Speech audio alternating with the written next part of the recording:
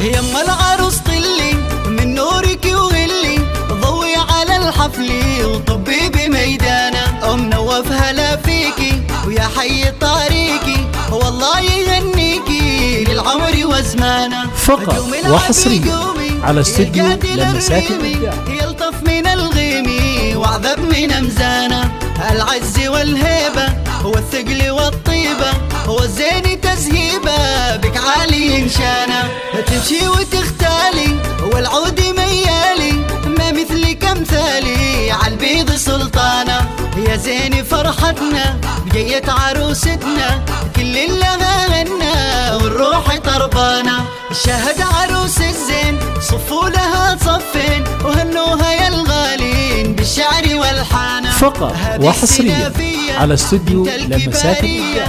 غزال ريميه وعيون شيهانه، الله يهنيها كل الحلا فيها، من هو يماريها حلوه وفتانه. عبد العزيز ابوها على عز رباها، والطيب ممشاها عودا وريحانه. من طيب افعاله الجود من هاله، والعز من زاله والفخر عنوانه. وربعك هال الهيه عزوة عيني زيه، اهل الهقاويه فرسان شجعانه. ومبروك بالكادي يا بنت الاجوادي، وصلوا على الهادي ما هلت امزانه.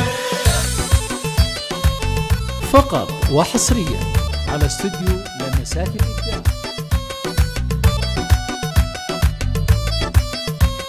يما العروس طلي من نورك وغلي، ضوي على الحفل وطبي بميدانه. ام نوف هلا فيكي ويا حي طريقي، والله يهنيكي للعمر وزمانه. قومي العبي قومي يا القادي للريمي، يلطف من الغيمي وعذب من امزانه. العز والهيبه والثقل والطيبه والزين تزهيبه، بك عالي انشانه. تمشي وتختالي والعود ميالي، ما مثلك امثالي عالبيض سلطانه. يا زين فرحتنا بجيت عروستنا، كل اللي غنى والروح طربانه. شاهد عروس الزين صفوا لها صفين، وهنوها يا الغالين بالشعر والحانه. هذه السنافيه بنت الكباريه، غزال ريميه وعيون شيهانه.